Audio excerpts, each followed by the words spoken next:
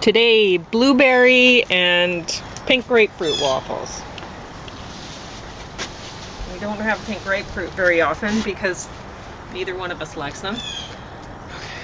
But I figured there should be some vitamins in there, so I guess I'll get the book review out of the way first. This is Spider's Revenge by Jennifer Estep. And Estep. Maybe I'm wrong. Wow, that's a weird name. But, weird for around here. So if you're interested in reading the same books that I have, I've put all of the books that I've reviewed this summer so far in the little library along 4th Avenue at around 12. What would that be? Well, in between 12th and 13th, closer to 12th. Yeah, it might be like 12, okay, 12, 20, maybe something like that. Maybe even lower than that, 12, 15. So this one, in the books that I've reviewed, you'll find in one of the early pages I have written my review. This one, August 18, 2021, tasteless. She takes time to have sex and make a huge breakfast while her sister is being tortured. Way too much violence for me, so I cannot identify with the hero.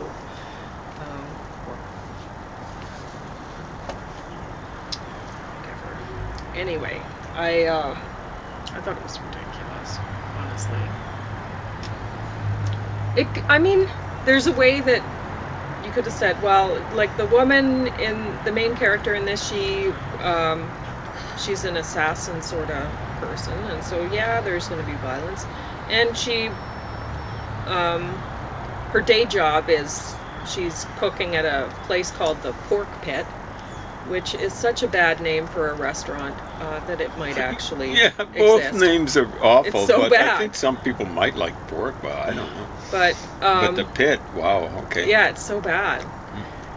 Well, and I mean, some people might choose a bad name like that, yes, but I don't think the restaurant would last that long. But anyway, so I mean, even that it's just such a bad name.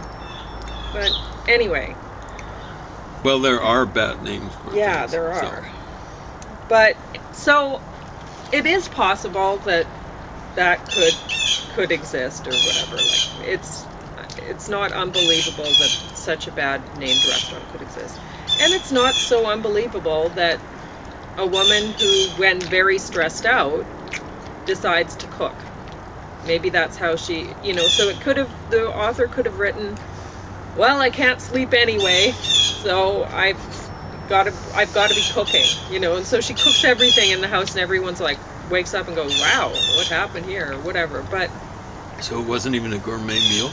It was a gourmet meal. Oh, it was. Well, maybe some people find that stress reliever.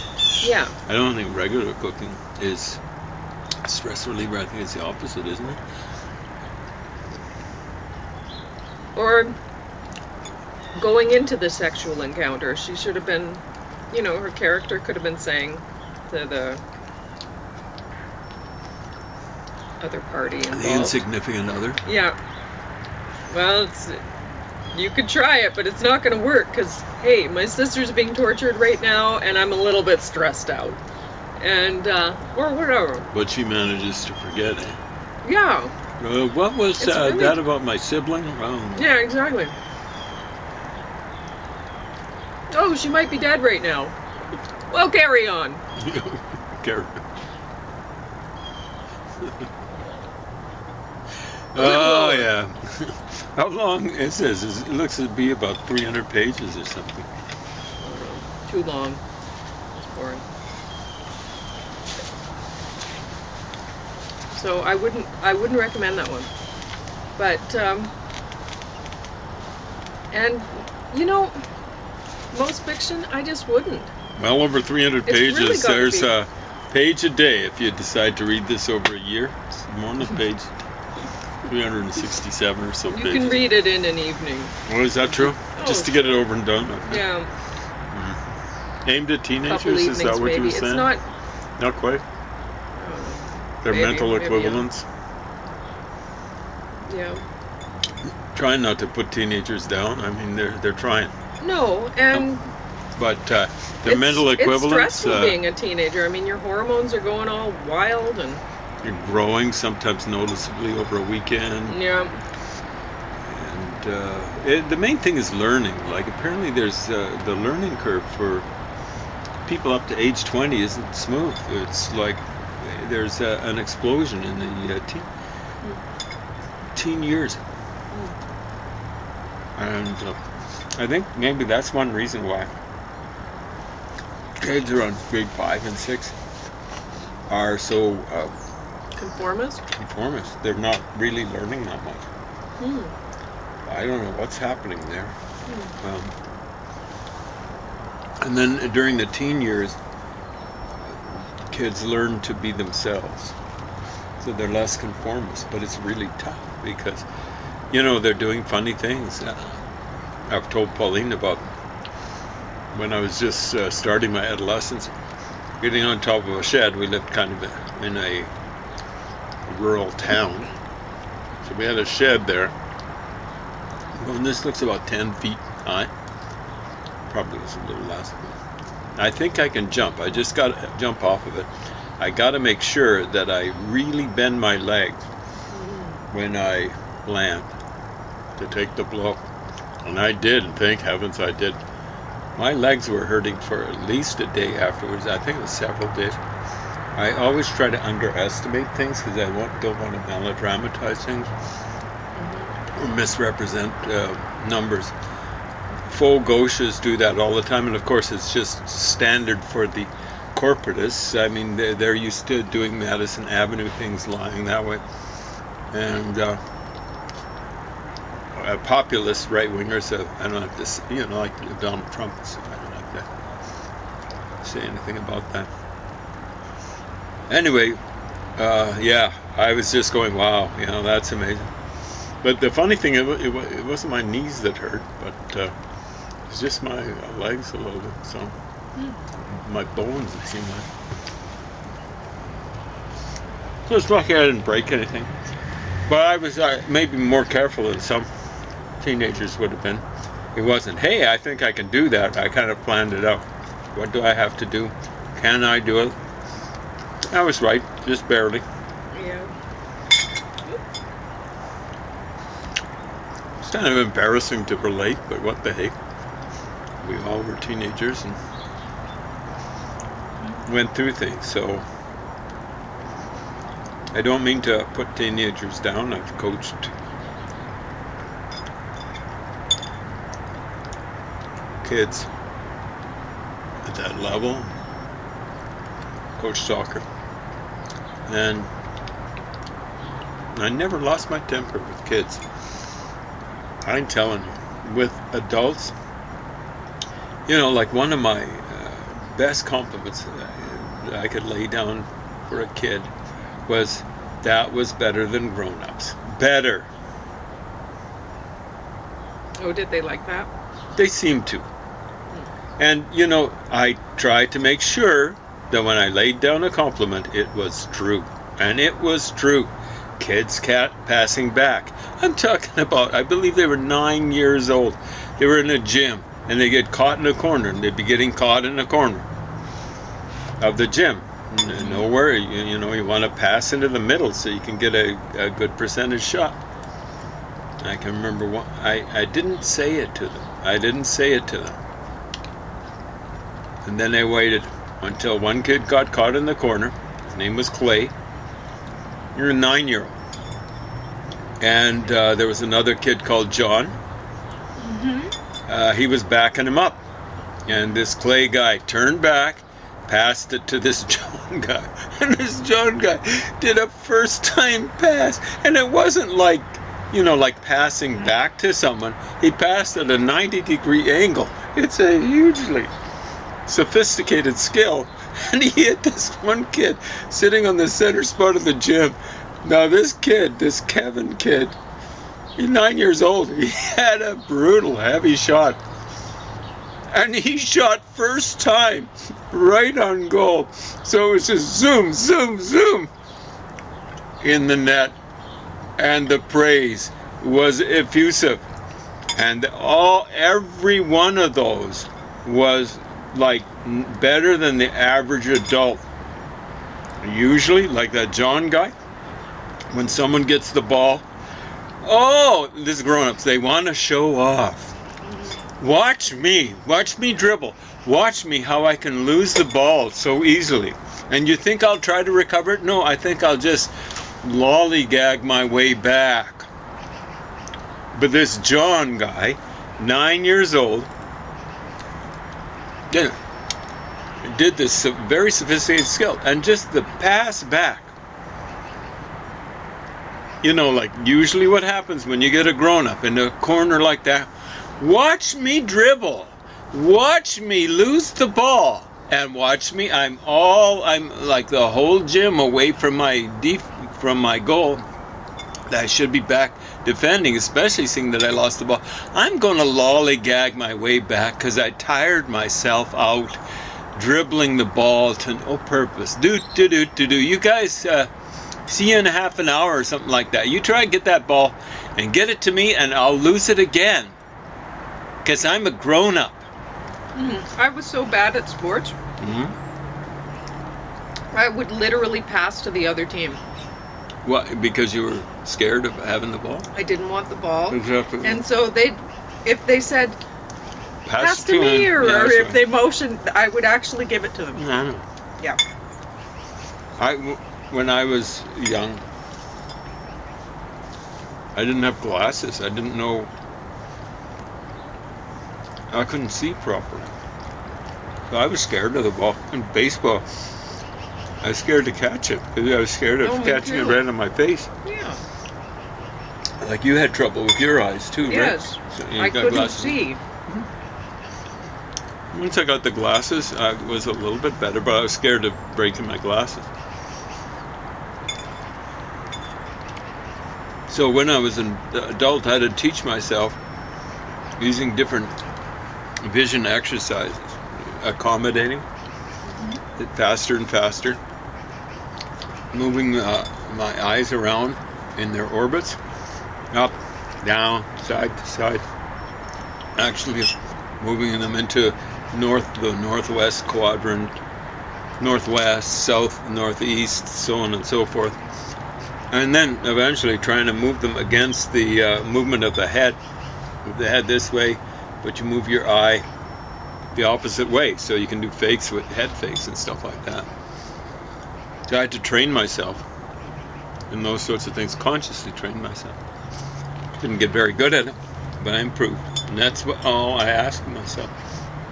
That's why it's dangerous for people to be competitive with other people.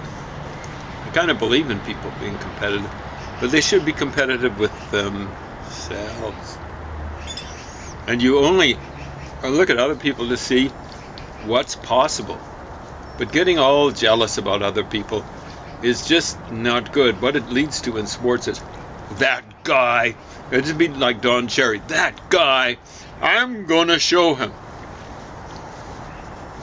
And Don Cherry was young enough, actually, I believe, to have at least see Bobby Orr play when he was a player, when Don Cherry was a player. And it's for, like now Don Cherry will like kiss Bobby Orr in camera and stuff like that, much to Bobby Orr's seeming dismay. But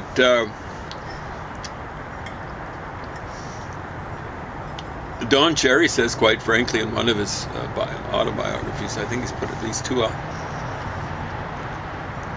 that when he saw Bobby Orr, he just couldn't stand him because he was he actually had talent. Don Cherry, I mean, he was honest about it, that he didn't have talent. Couldn't skate, handle the puck well. He was out there to intimidate people, and I'm sure he did a pretty good job of it. There's one picture, it's weird, like he won a championship, and he's wearing one of I shouldn't joke about it, but they call them white beaters. You know, like with I think that's with the ripped off sleeves or stuff. Yeah, everybody knows what that is. I know, but it's I kind know, of it's a- joking sort Yeah, of it's thing. a bad So I don't day, mean to but- joke about. Yeah. I don't think Don Cherry is a white beater. I think he is quite loyal and true to his wife, Rose. I think that's her name. But who knows? Anyway, he's sipping from this trophy the way people do with the Stanley Cup. I think he's holding up like this, and you can see that guy had muscles. You know, it's weird seeing someone that old, you know, now, and seeing them in the prime of their physical life. It's just, it's hard to do. It's hard. You know, I was used to seeing Frank Sinatra in his old puke, and before he put on the pounds, I'm not saying he was handsome, but I kind of had a certain weaselish charm. This was like in the early 40s. And perhaps I can see how the women went gaga over him back then, girls and women. I'm afraid he was almost as homely, really, as Mick Jagger. I mean, Mick Jagger in his younger years. Mick Jagger is a different kind of homeliness now. And a lot of that is due to cigarette smoking. It's just not old age. When people make fun of him, they should make fun of how he's ruined his face, whatever their looks there were, with cigarette smoking, not old age. That's kind of like ageism. Easy to do. I mean, there's worse forms of ageism. We've seen it really come to the fore with COVID. No. Oh, who cares if 20,000 Canadians die, and counting, and maybe 3/4 of them are like over 80 or what? Who cares about them? You know, they're on their last legs anyway. You know, like you can get that way. Like my dad was. Some people, my family, were worried about his health and his prospects for survival when he was about 80. Well, that was 18 and a half years ago. 18 and a half years is a long time. Mm-hmm. So you cut someone's life off when they're 80, and that's not right. It's not right. 18 years is a long, long time. Yeah. And he's had some good times. And in that time, he's had some good times. I mean, he had some really good times. He was a teacher.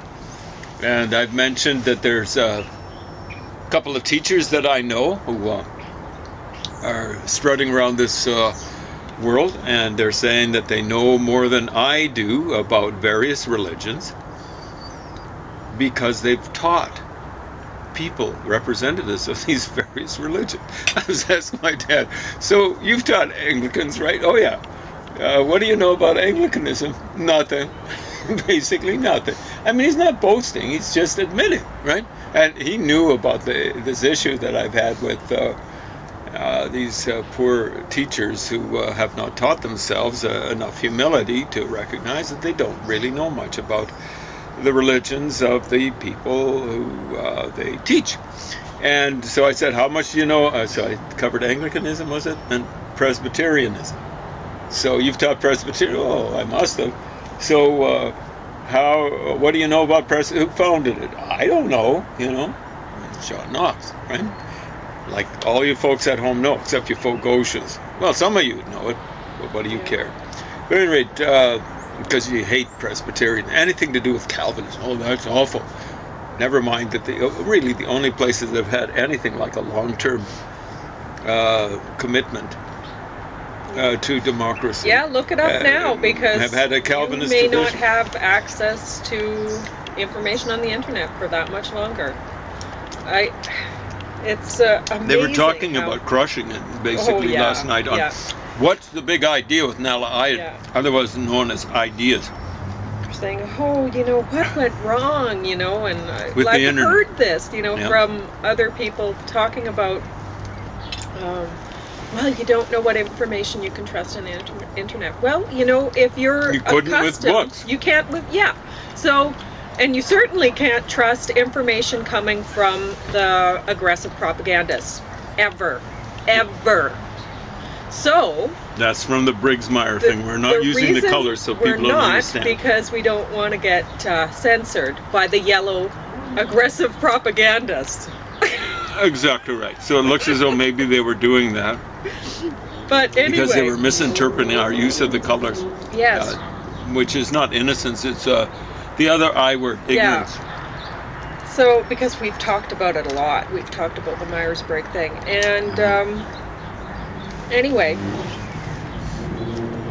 there's a lot of information on the internet that you cannot trust. There's a lot of information on the internet that is very useful. And if you are a lifelong learner and you're accustomed to actually doing some research for yourself, you will be able to figure out which is valid information and which is not. It's really that simple. There's a lot of the internet, I mean, whether your website gets promoted or like whether it's really accessible to viewers depends on how much money you're putting up for it to be accessible to viewers, which, I mean, that's where did it go wrong? Well, wrong. Everybody had to see that it was happening. It was becoming more and more a place to buy things, to buy and sell. And if you're not buying or selling, then you're kind of getting shunted to the side. But the information's still there for a person who searches for it. And if you find some site that you really like, or some whatever, some YouTube channel or whatever, then make note of it so that you can find it again. You might want to bookmark some things, keep them accessible. And then if you find you might be able to find blogs, like if you like mine, then I might mention some other things, and then you can look those things up and whatever. It's actually easy to find information right now if you care to look for it, and it won't be easy for much longer. When you hear all of the talk about people wanting to censor, they will be doing it more and more. They're already doing it, but they're going to do it more and more. And so all of the encyclopedias that you threw away 10 years ago, you might be kicking yourself now for having done it, because you might not be able to find the information in short order. It might be within the next 10 years. Of course, you got to understand that there's going to be weird things about those encyclopedias. You got to be able to That's it too. Sift through them. Yeah. So I'll give you an example. Radiocarbon readings. If they're from before 500 BC, what they do is they calibrate the readings. They take the raw readings and they'll add, let's say, depending on how far back you go, let's say 500 years. Well, that's not an inconsiderable time. I mentioned this to one archaeologist, and he was saying, 500 years, who cares? Because he's thinking about 10,000 BC or whatever, 30,000 BC. And he's not aware of the issues. And a university-trained archaeologist has got to know about these sorts of things. So the guy's initials are DB. So if you're listening, DB, that stands for dumb. I won't say what the B is. But yeah, dumb donkey maybe. I think of a synonym for donkey and then another synonym. Anyway, so if you're watching, this is meant for you. But yeah, the important thing is, why did they calibrate? It's because when they developed the radiocarbon thing, starting around 1948, Willard Libby, I don't know if he was the one who did it, but one of his crew, we're going, what's the gold standard for chronology for the world? What's the one that goes back the farthest with the most reliability? The Egyptian chronology. Everyone, when they think about ancient stuff, they think about Egyptian stuff. There are records that are way better than the Egyptian. And the Chinese is amazing, going back to 722 BC exact date. The Assyrian stuff we had to reconstruct using astronomical information having to do with total solar eclipses. And it is good once we did that, going back to 911 BC. How about the Egyptian tradition? That's year by year. How about the Egyptian tradition? 690 BC. That's a lot less than the Assyrian record. And that is actually based on the Assyrian chronology itself. Because the Assyrians stomped in there in 667 BC, 667, 666 BC, stomped into Egypt. And so that's, they use that as a, they can go back 26 years because from 664 BC they stomped in there again there. And Taharka, they call him an Ethiopian king, but really came from present-day Sudan. Like he ruled from 26 years before 664 BC, because it looks as though the Assyrians record his demise in that year. So it's based on even the 690 BC is based on Assyrian data. So I don't know how, like with if we had to rely on Egyptian data, it might be the earliest date might be 525 BC with Cambyses, the Persian walking in there. So there's no comparison. And Willard Libby worked on the Manhattan Project and stuff like that. He didn't read enough, so he doesn't have to read all this stuff like I do. But all he had to do was read Isaac Newton. So Willard Libby's a physicist, and up till that point in time, maybe the greatest physicist of all time. I'm not sure whether he entirely deserves the accolade. But Isaac Newton, all he had to do was find out that Isaac Newton was interested in Egyptian chronology, and his little opus on Egyptian chronology was published in, against Newton's will, 1725. So that's 97 years before Egyptian hieroglyphs were deciphered. That's before. And already Isaac Newton is saying there's 400 too many years, 400, not 4, but 400 too many years in the Egyptian chronology. Now, they calibrate radiocarbon readings in order to please the Egyptologists by as much as 500 years. That's, pretty close to 400 years. And so, what Willard Libby or his minions did was they went running off to the Egyptologists sometime in the 50s, early to mid 50s. Hey, Mr. Egyptologist, can we test some of your material? Because we know you've got the gold standard. So they test this stuff, and it tests too young. An example from the 60s, someone who was a skeptic about Egyptian chronology and had a little bit of money, I suspect he had to pay for these readings, said to the British Museum, and apparently the museum in Philadelphia, I'd be very much surprised if it weren't somehow affiliated with the University of Pennsylvania, an Ivy League institution. But sometimes it looks as though it might behave like a Bush League institution. So they took radiocarbon readings from King Tut's tomb. They made sure that they were testing wood. And King Tut's supposed to date to 1350 BC approximately. And are we almost out of time? You'd be out of time.